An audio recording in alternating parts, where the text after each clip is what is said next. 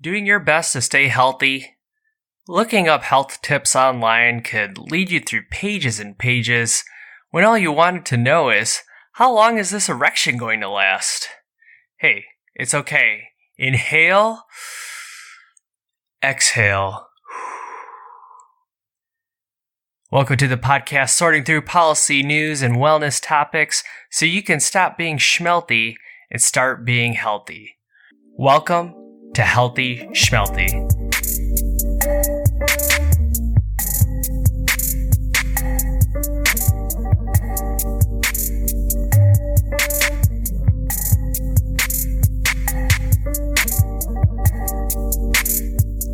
That's right, this is Healthy Schmelthy, and welcome to this podcast. Who am I, you may be asking? Well, that's a great question. Let me answer that for you. I have a master's of public health. My entire career has been in healthcare, and still is in healthcare. And my name is Rishi B, and for today's episode, I'm joined by none other than my lovely wife, Binafza. Hello, everyone. Binafza just waved for all of you. So hopefully you heard an audio wave as she physically waved. How are you doing today? Doing well. It's almost Thursday, which is one day closer to Friday. Yeah, that's right. One day closer to the weekend. Yep, that's absolutely right. All those things are true, and all those things make me feel good too. Even though this is a weekly cycle that we're going through, and yet it still makes me feel good. We're joined today with Binafza for a segment that we're calling B Does Style. B Does Style. And Binafza's going to help us with looking stylish while thinking about what we're buying. And this is a topic that was completely new to me until Binafza and I were talking about her coming on, and I was like, well, what are you going to talk about? And then she started talking about this whole thing about the fashion industry's contribution to global waste. But before we get into that, I just want to make a quick note that the show notes for this episode will have music that we're going to play and articles that we'll discuss. All that stuff will be in the show notes. That's at rishib.com, RISHIB as in boy, EE.com. You can find me on Twitter at rishibh. You can find me at on the emails. I was going to say a specific email, but there's more than one email than just Gmail. My email is therishib@gmail.com. Please feel free to email me anything that your heart desires. Subscribe to this podcast, and a review is very much appreciated. Speaking of music for this episode is by the electronic artist Shishi, who does Indian-influenced electronic music. It's actually really unique. It has the sounds of like chill electronic, but with shades of brown, as I'm saying. I don't think Shishi themselves would say that. But you know what? Shishi has some big supporters. He counts Diplo and Major Lazer among his supporters. So thank you very much, Shishi, for the contribution for this episode, and let's get into it.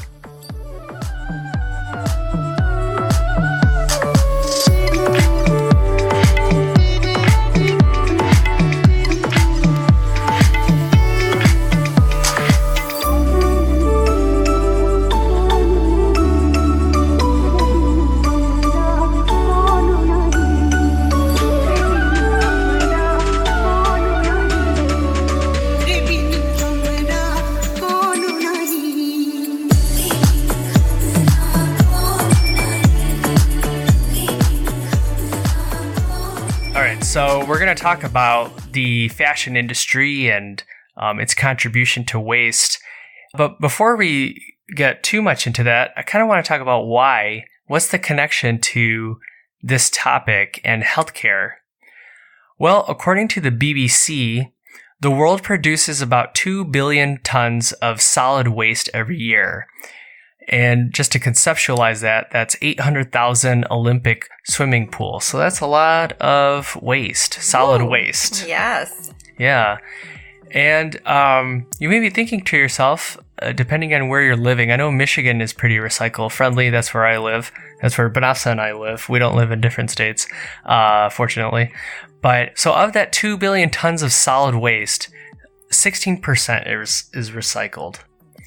which seems so low. So low. Yeah. It's so low. We could do better. We could all do better.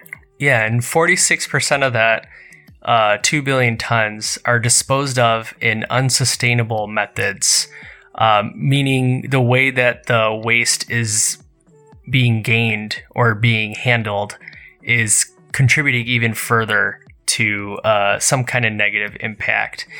And this might surprise no one that the USA is number one in gun ownership and also number one in the waste. So we produce the most of the 2 billion tons of solid waste that's being produced every year in the world. The average American produces 3 times the global average. Oh, boy. Yeah. So don't you feel proud of yourself now, Binafza? Yes. Okay. Go America. All right. I'm interrogating my wife now about solid waste. And the U.S. makes up 5% of the world population. So the average American produces 3 times the global average, but the U.S. makes up 5% of the population. So we're wasting a lot. We're recycling 35% of our waste. In Germany, just to give kind of a comparison, Germany recycles 68% of their waste. So we have some ground that we can catch up with. We got some work to do. So why am I talking about all this waste and recycling? Well, according to the EPA, recycling saves energy. Environmentally conscious waste management and disposal efforts in the U.S. as of 2015 saved the amount of energy consumed by 20 million households. So by recycling as much as we did in 2015, that gave energy for 20 million households in America. So recycling is important and handling waste is very important. So what's all this connection to what we're talking about? So the apparel industry worldwide is the second most wasteful industry. And fast fashion, that's kind of one of the fingers being pointed at in this apparel industry. Do you want to tell us what fast fashion is, Vanessa? Yeah, so fast fashion is taking styles coming from the runway or major brands and designers and making it for cheaper, making it accessible to a greater audience, but like you said, at a hidden cost where they're not using the most sustainable supply chain to manufacture the goods. They're maybe not treating their factory workers, well, not paying them well, not having them live in sustainable conditions while they're at work. And so fast fashion is, yes, you get to try the latest trends quick, go to the store and get what you want. But, there's a lot of hidden costs for that accessibility. Are there any brands that we would point as being fast fashion? Yeah, so, the typical brands, a lot of them are what's at the mall or what you see online, accessible, things like H&M, Gap, Zara, Topshop, all these brands that have, so many clothes to offer. They're changing their styles with every season, every month. There's new styles out, and those are some of the brands. Okay, let's talk a little bit more. Let's expand on this. In the 1960s, Americans purchased 25 items of clothing a year. And today, that's about 3 times as much. Yeah. So in the 60s, Americans purchased these 25 items and they spent about 10% of their income on these 25 items. So you were paying for the quality and to have your goods last for a while, right? Your cost per wear was increased. Mm-hmm. You would invest in a piece of clothing. Today we're buying about 75 pieces of clothing on average a year and only maybe wearing them once or twice and getting rid of them. So that's contributing to waste as well. Yeah, I don't think I'm the worst offender on this. I maybe buy a few things a year, but I still seem to wear the same things. I maybe add one thing a year that is added to my common repertoire. It's not for a lack of clothes in your closet. I think you just gravitate towards the clothes that you're most comfortable in. Yeah. And maybe that's with all of us. We like to get new things, but we also just like to wear what we feel comfortable with. Right. So I think that's interesting that today we're purchasing 3 times as many clothes and we're wearing it less often. I saw a prediction that by 2050, the fashion supply will be 3 times as much as what it is now, meaning that we're just going to be purchasing more but using less. Yeah, and where do you store these things? Where do you get rid of these things? You can only recycle so much. A lot of these materials that are used in the fast fashion industry, like polyester, is not biodegradable. So you can't. There's really no good way to recycle it unless you reuse that material for a new form of apparel, which some of these more environmental friendly companies do. Yeah, and we'll be getting into that in a minute. But I saw there's a video that I watched immediately once you started telling me about this topic by The Economist. That's on YouTube, and I'll have a link to that in the show notes for this episode about fast fashion. And as far as like why the fashion industry is like making so much more now, one thing I saw that was interesting is with the rise of social media, and there's a lot of fashion bloggers and stuff like that, and fashion YouTubers, as you're very familiar with, they need more to discuss. And so that was one of the fingers being pointed. Right. I mean, it is a culture of purchasing and, having more to show and showcase on their YouTube channels. But also it's, it's everyone's social media. There's a fear of not repeating an outfit, or for every event having something, a new dress, a new pair of pants, a new shirt. There's just that stigma that fashion's been so accessible that it's not a big deal to run out and buy a new dress for a new event. Give you my time, tell you my type, oh yeah. Right, you're my pride, that's right. Give you my time, right, you're my pride. To tell the truth, I'ma risk it all. Right, you're my pride, that's right. Give you my time, right, you're my pride, that's right. Give you my time.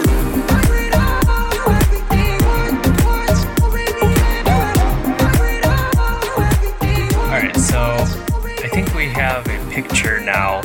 Just to kind of flesh that out a little bit, though, I did see in the UK, the fashion industry and like the apparel, fast fashion, is the fastest growing factor contributing to their waste. So that's in the UK. So that's probably in a lot of the other superpowers, quote unquote. Superpowers. Right. I mean, the U.S. is having the same issue, similar issue. So yeah. I'm not surprised to hear that stat. Yeah. So now let's get into what we can do about that. What can, homely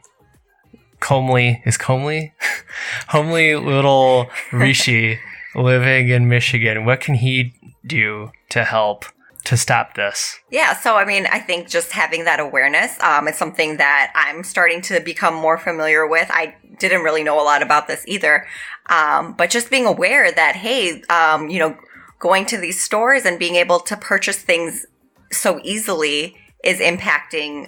There's hidden impacts that you don't see on a day-to-day basis that don't impact your life. Yeah. So just being aware is a start. And then if you see something, say something. Yeah, I guess. Only you can stop the fast fashion industry. Well, it's just to be more mindful about, you don't have to stop shopping at your favorite stores. A lot of the fast fashion brands that we talked about are kind of jumping on this more sustainable, environmentally conscious bandwagon because they realize that they do need to have that to maintain their supply chain as well as their customers. Mm-hmm. So when H&M has a conscious brand, a sub-brand called Conscious. So there are options there that you can continue to shop at your That's interesting stores. That they have a conscious brand. Like, why can't they just do that for their whole thing? I guess it's like money. Well, it's a start, right? And they've just been manufacturing in the way that they've been manufacturing for so long that you can't all of a sudden just upheaval everything, make everything conscious. So I think maybe putting a stake in the ground and saying, hey, moving forward, or we're trying to diversify our supply chain and portfolio. Yeah. is a start. But yeah, there's definitely other brands that are just more environmentally conscious and sustainable all around, that, just being aware of that they are, and maybe using your hard-earned money to purchase there instead of some of these fast fashion brands. And so I'm sorry if you just mentioned this, but a capsule wardrobe? Yeah. So another tip is to really ask, do I need this when you're out and about, when you're shopping online?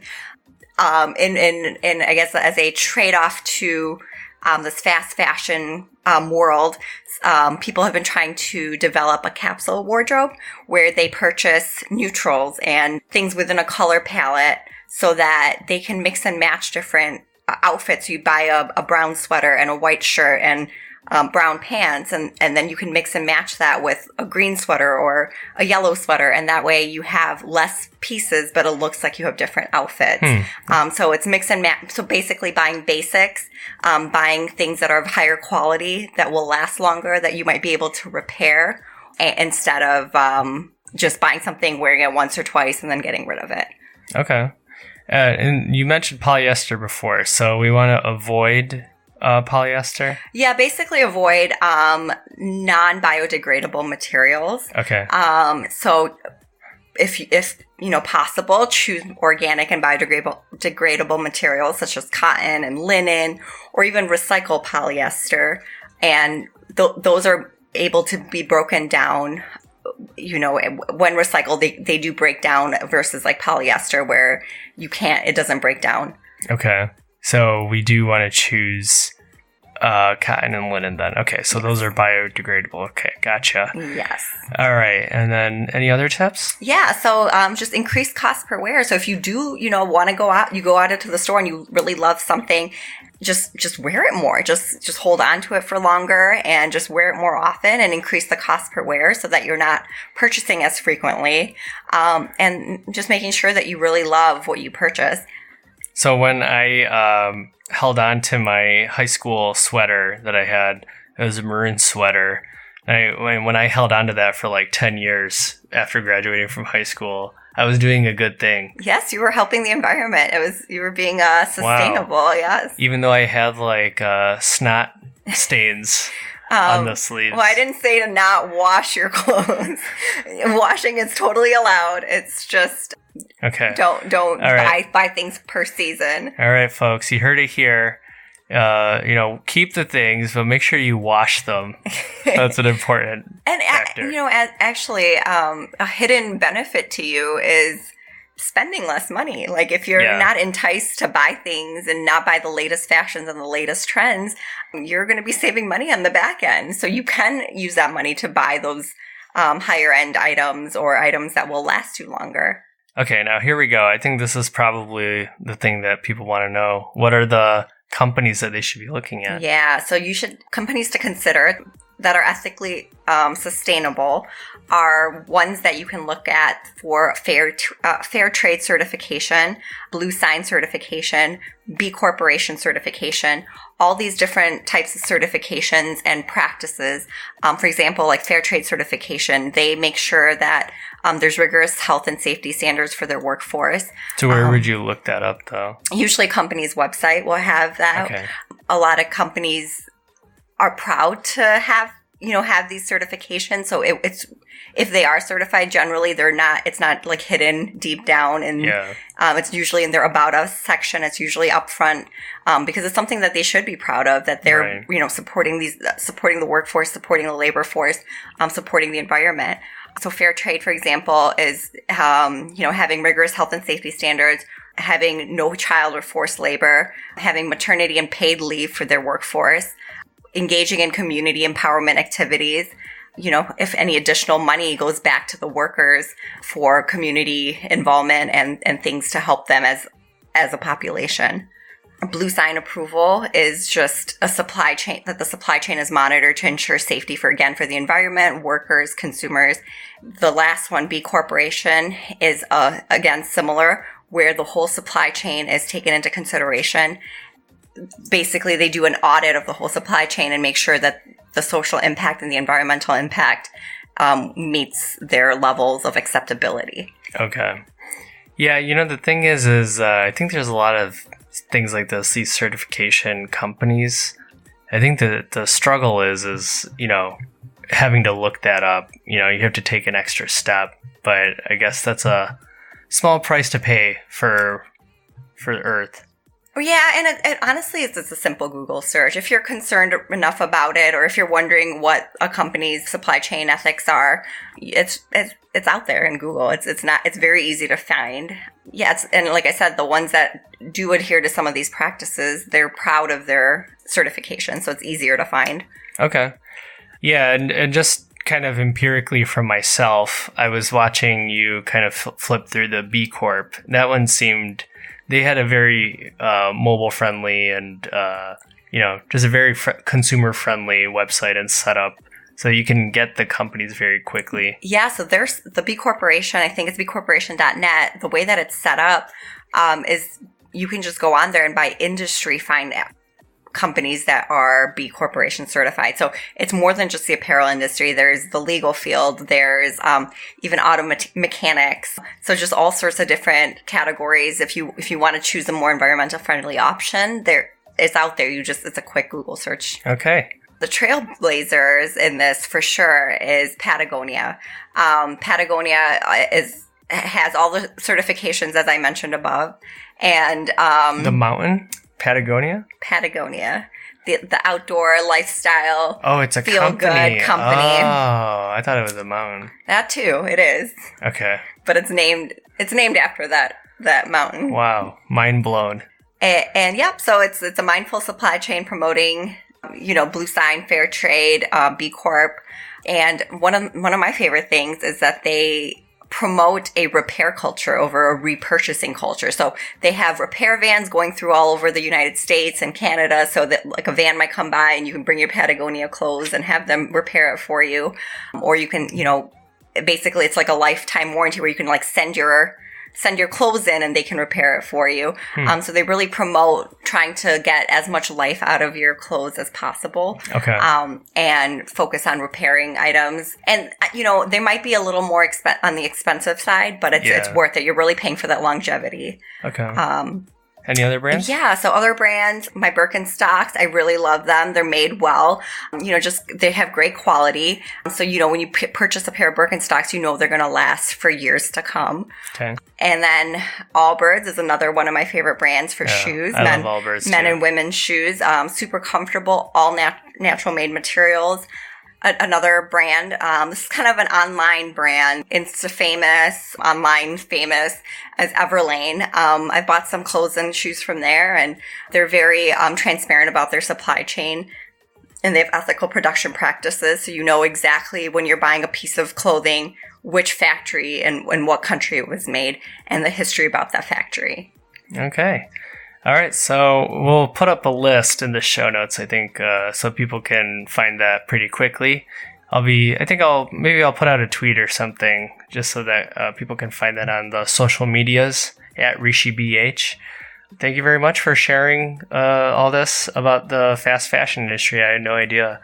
And I think having the brands and just knowing there's a way to identify the good brands and what's good and what's bad, I think that's really helpful. Yep, just having awareness, and the next time you go to the store, you'll just think more about what you're buying. Yep. Think of the turtles, folks. That's what... Save the sea turtles. Save the sea turtles.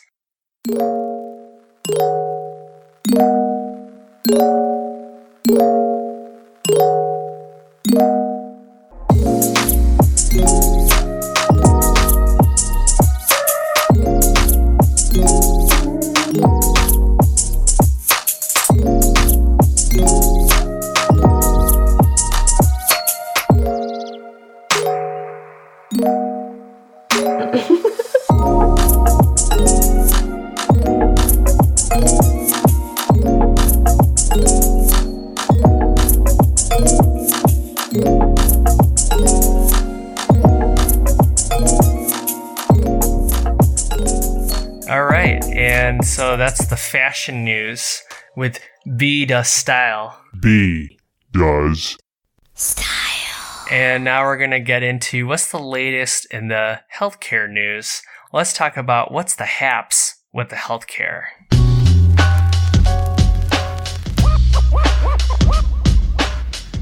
The haps with the healthcare. What? The haps with the healthcare.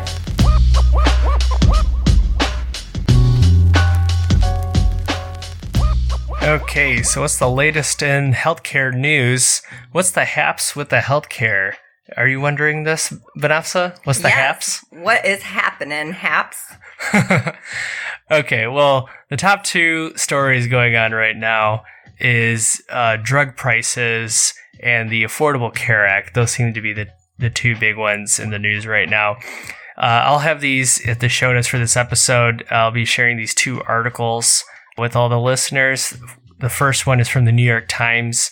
That's a judge blocks Trump rule requiring drug companies to list prices in TV ads. Drugs and opioids have become like kind of a big deal right now because of the opioid crisis. So the Trump administration, they made a whole big hullabaloo maybe a year and a half ago about declaring opioids a crisis, but they have yet to enact any law or any action besides declaring it a emergency. So their first thing that they're trying to do is to have all drug companies put their drug prices on their TV ads. The office in the government that would handle this is the HHS, and a judge blocked the HHS from doing this because they were saying that only Congress would be allowed to do that. And then Congress immediately said that they would step in and do it. So most likely we're going to be seeing drug prices on TV ads pretty soon. And then the next one is an article from NPR. The Affordable Care Act is back in court.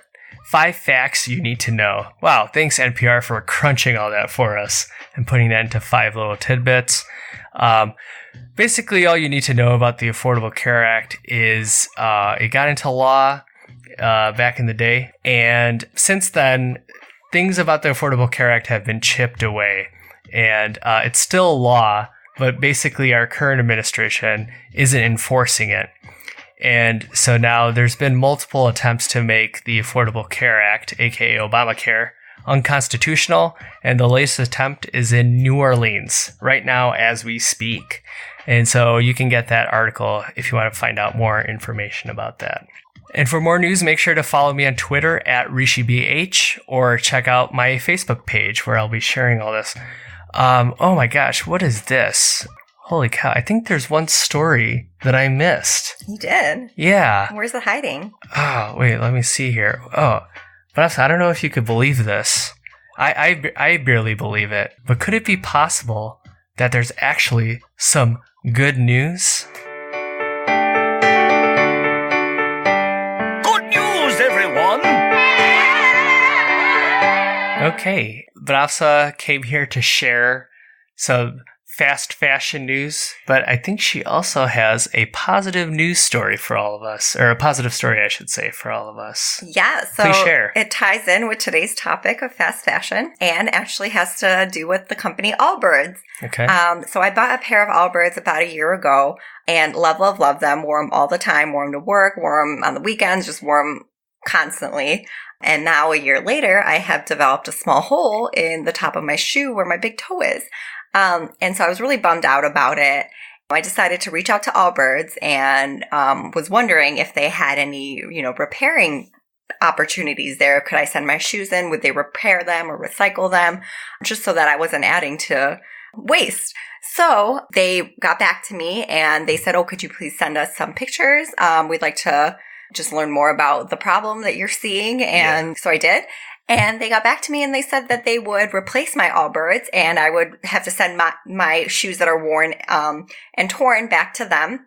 And I think it would support their manufacturing process to try to understand what quality issues we as customers are seeing out in the field. Right. In exchange, I get a new pair of Allbirds that will hopefully last longer than a year.